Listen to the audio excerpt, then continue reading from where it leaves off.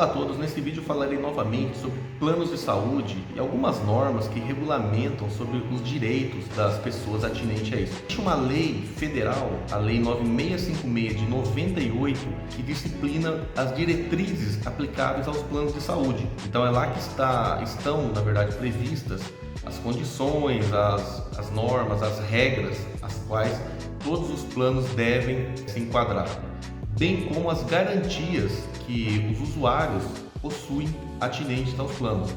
Hoje em dia nós sabemos que o SUS ele não consegue, de uma forma tão eficiente, abarcar toda a população. Por mais que as pessoas consigam ter acesso ao hospital, ao pronto-socorro, a algum centro médico público, a pessoa não consegue ter aquele tratamento de forma tão eficiente em muitos dos casos, tá? Então, eu vou fazer uma divisão aqui. Então, primeiramente sobre plano de saúde empresarial, que é aquele quando a pessoa trabalha, né? Pode ser tanto funcionário do governo, bem como funcionário de empresas privadas, seletistas, que as pessoas têm direito a esse plano de saúde coletivo, empresarial. Falarei também sobre aquela parte justamente de carência, porque o que acontece? Hoje em dia muitas pessoas acabam se valendo do plano de saúde, porém, quando ela vai utilizar, muitas das vezes ela se esbarra na carência. A carência não é proibida, ela é prevista em lei, dentro dessa lei inclusive, porém tem algumas observações. Então vamos lá.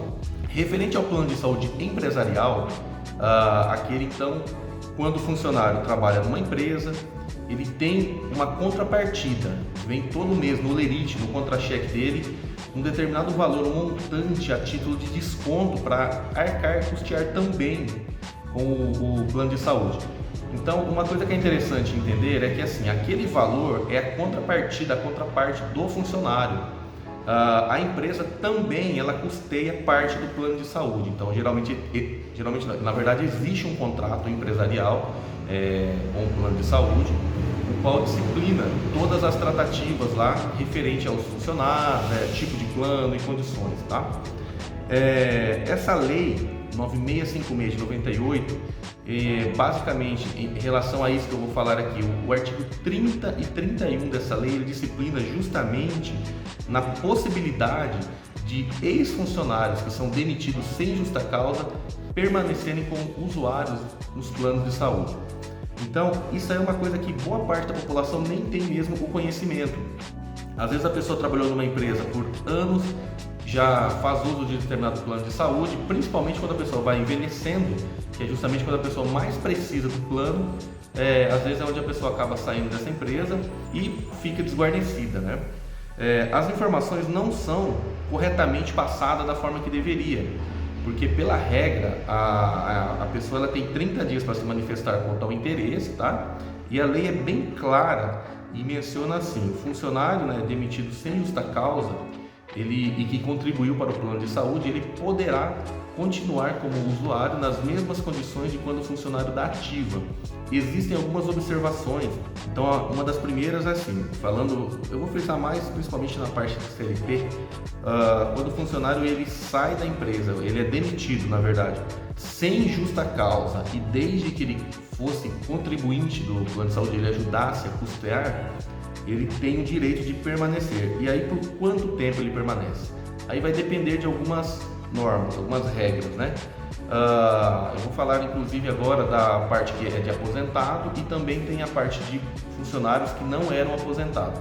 Então vamos lá. Primeiramente, quem é aposentado, o artigo 31 dessa lei 9656 de 98, ele disciplina lá que para o funcionário que trabalhou por mais de 10 anos e contribuía para o plano de saúde, demitido sem justa causa, ele tem o direito de permanecer como usuário por tempo indeterminado. Então é como se fosse vitalício, então não tem um prazo, vai ficar por tanto tempo. Então é um direito extremamente importante, a grande maioria da população não sabe disso e é um direito plenamente previsto na legislação. Já o artigo 30, ele disciplina sobre também ex-funcionários, a mesma parte relativa a continuar no plano, porém aqueles que não eram aposentados. De qualquer forma, para todos os casos, tem alguns requisitos. A pessoa tem que realmente, efetivamente, ter contribuído para o custeio do plano também, então aquele desconto em folha, e não ter sido demitido por justa causa. Aí nesse caso vai ter alguns poréns, que é garantido um período mínimo de 6 meses até 24 meses, depende do tanto que a pessoa trabalhou, e superado algumas normas,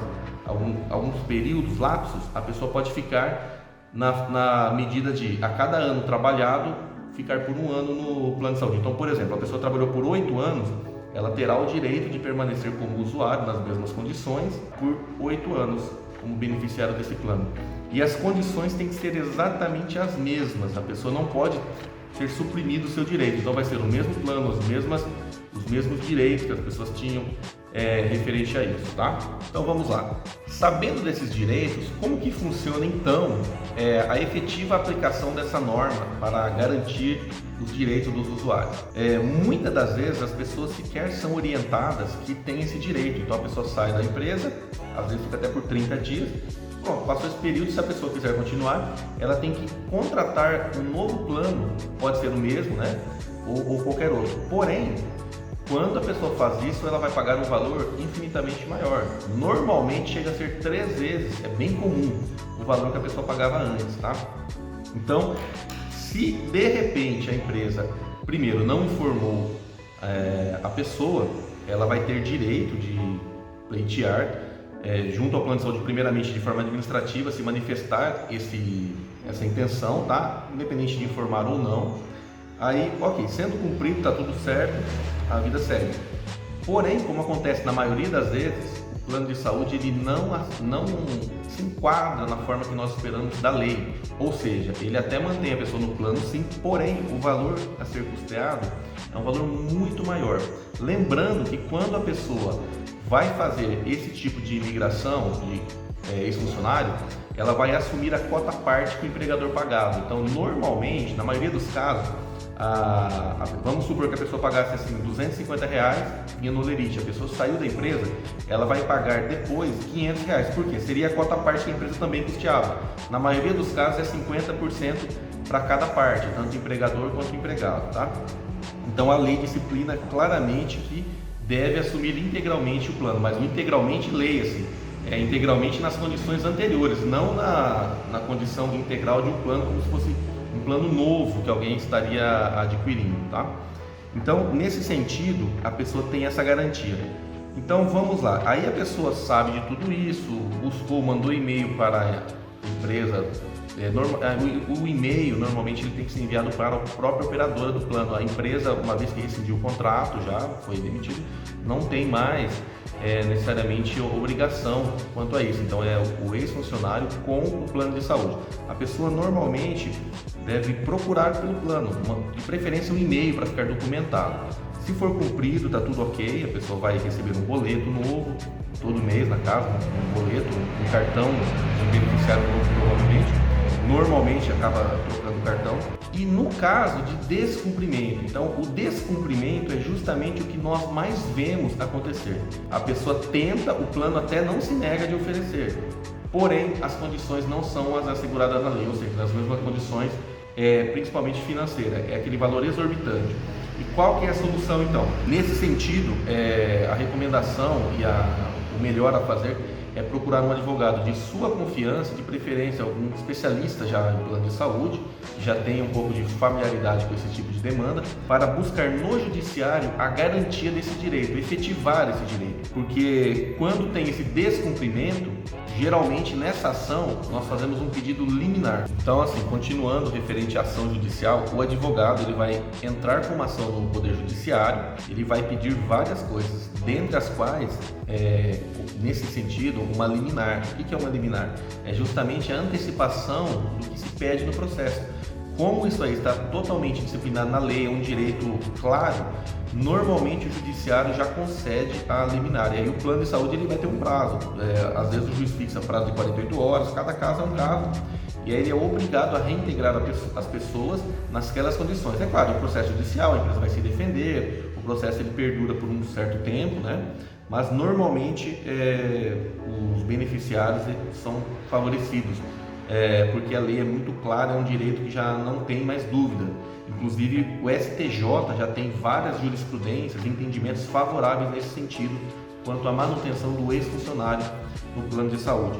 A lei, na verdade, ela menciona que em 30 dias você tem que manifestar esse interesse. Porém, como em muitos dos casos não existe essa orientação, os funcionários sequer sabem que tem esse direito, eles podem, mesmo após esse período, entrar com uma demanda judicial. Existe jurisprudência nesse sentido, tá? Jurisprudência são entendimentos dos tribunais referente ao assunto, então são entendimentos consolidados referente a esse tema, no caso aqui, que o ex-funcionário ele pode sim ser reintegrado. Existem casos que funcionários 10 anos após sair da empresa conseguiu ser reintegrado. Então é um direito assim extremamente importante, principalmente, como eu já mencionei no início do vídeo, que o SUS ele não consegue abarcar de uma forma tão eficiente a demanda existente, e as pessoas, conforme vai envelhecendo, é quando ela acaba precisando mais dos planos de saúde, que é muitas das vezes quando essa pessoa não está mais trabalhando naquela empresa e acaba ficando desguarnecido. Agora, referente a essa mesma lei, agora eu vou falar sobre a parte de casos emergenciais.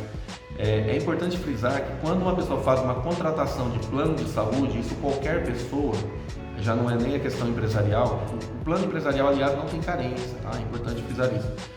Então vamos lá, um plano que não seja empresarial. Nas situações que envolvam, vai ter o período de carência, a carência não é ilegal, estão previstas as condições, tem as normas próprias, tá? Porém, para casos de urgência, não existe carência. Então vamos supor que uma pessoa contratou um plano, tem uma criança, de repente ela tenha pego um quadro gravíssimo de pneumonia ou qualquer outra coisa que aconteceu. Existe o artigo 35C dessa mesma lei 9656 de 98, que garante o direito da pessoa ser atendido e ter todo o tratamento custeado pelo plano de saúde. Então, casos emergenciais não incide carência. E assim acontecendo de repente um descumprimento, a pessoa sendo barrada, ela tem o direito também de entrar no judiciário e pleitear esse atendimento. Esses casos normalmente são por meio de medidas, ações que têm um pedido liminar. É uma ação judicial normal, pode ser mandado de segurança ou uma ação de obrigação de fazer. Em ambos os casos pede a liminar, porque não tem tempo para esperar, tem que ser de imediato.